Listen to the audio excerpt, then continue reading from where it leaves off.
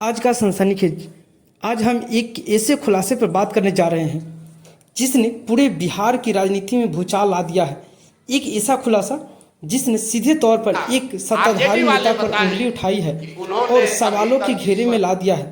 देश के प्रधानमंत्री और गृह मंत्री को भी बात हो रही है एमजीएम कॉलेज की, एक ऐसा संस्था जिसके इतिहास में आज जो दाग लगा है वो शायद कभी मिट नहीं पाएगा। और इस दाग को लगाने का आरोप है बीजेपी के कदावर नेता दिलीप जायसवाल पर। जी हाँ, आप सही सुने। पीके के एक बड़ा खुलासा करते हुए दिलीप जायसवाल पर सीधा आरोप लगाया है कि उन्होंने एमजीएम कॉलेज पर अवैध तरीके से कब्जा किया है और इतना ही नहीं, उन पर हत्या जैसे संगीन आरोप भी लगे हैं। पीके ने सीधे तौर पर प्रधानमंत्री मोदी और गृह मंत्री अमित शाह को भी घेरा है। उन्होंने पूछा है कि जब एक सत्ताधारी पार्टी के नेता पर ऐसा गंभीर आरोप लग रहे हैं तो केंद्र और राज्य सरकार खामोश क्यों है? क्या ये खामोशी किसी बड़े राज को छुपा रही है? क्या दिलीप जायसवाल को राजकीय संरक्षण प्राप्त है? पीके ने साफ शब्दों में कहा है कि दिलीप जायसवाल को तत्काल अपने पद से इस्तीफा देना चाहिए और सरकार को इस मामले की निष्पक्ष जांच कर कड़ी कार्रवाई करनी चाहिए। ये सिर्फ एक कॉलेज का मामला नहीं है, ये कानून के राज का मामला है। लेकिन इस पूरे मामले में एक और सच्चाई सामने आई है।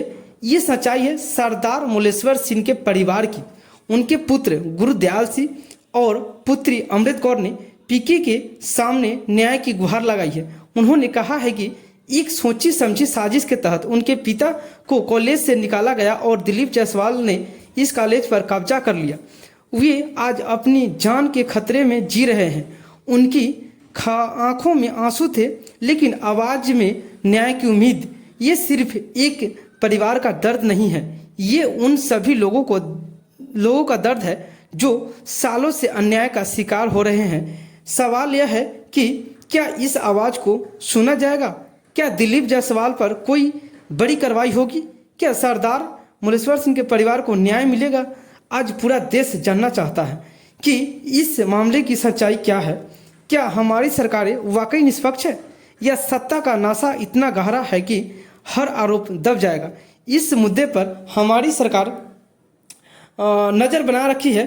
आप क्या जानते हैं कि देखिए, अगर हम सत्ताधारी दल की बात करें तो कहीं ना कहीं बीजेपी या जेडीयू दोनों मिलकर बिहार को लूट खसोट के मामले में जन स्वराज पार्टी और किशनगंज स्थित माता गुजरी मेडिकल कॉलेज के संस्थापक श्री मुलेश्वर सिंह के परिवार के सदस्यों ने आज पटना में एक प्रेस कॉन्फ्रेंस कर खुलासा किया है कि कैसे भाजपा के प्रदेश अध्यक्ष दिलीप जायसवाल ने गैरकानूनी अवैध तरीके और हर स्तर पर अनियमितताओं के माध्यम से अल्पसंख्यक सिख कॉलेज पर कब्जा कर रखा है। जन स्वराज के सूत्रधार प्रशांत किशोर ने इस पूरे मामले पर टिप्पणी करते हुए कहा कि बिहार में कानून की रक्षा करने वाले खुद ही कानून का उल्लंघन कर रहे हैं। यह किसी व्यक्ति या संस्था का मामला नहीं है। जब व्यक्तिगत लाभ की बात आती है तो भाजपा जदयू राजद सभी हाथ मिला लेते हैं, जो इस मामले में स्पष्ट है। उन्होंने बताया कि दिलीप जायसवाल ने पिछले 25 वर्षों से माता गुजरी कॉलेज, जहां एक समय में वे क्लर्क हुआ करते थे, पर तमाम हथकंडे अपनाकर कब्जा कर रखा है।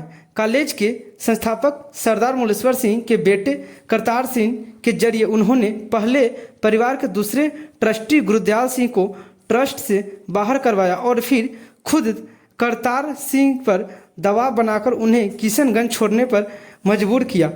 इसके साथ ही प्रशांत किशोर ने बताया कि दिलीप जायसवाल पर कॉलेज से जुड़े राजेश शाही की हत्या की साजिश रचने का आरोप है और जिस पुलिस अधीक्षक ने इस मामले की जांच की और दिलीप जायसवाल को क्लीन चिट दी, उन्हीं की पत्नी ने उसी माता गुजरी कॉलेज से एमबीबीएस की डिग्री हासिल की जिस पर दिलीप जायसवाल ने कब्जा किया है।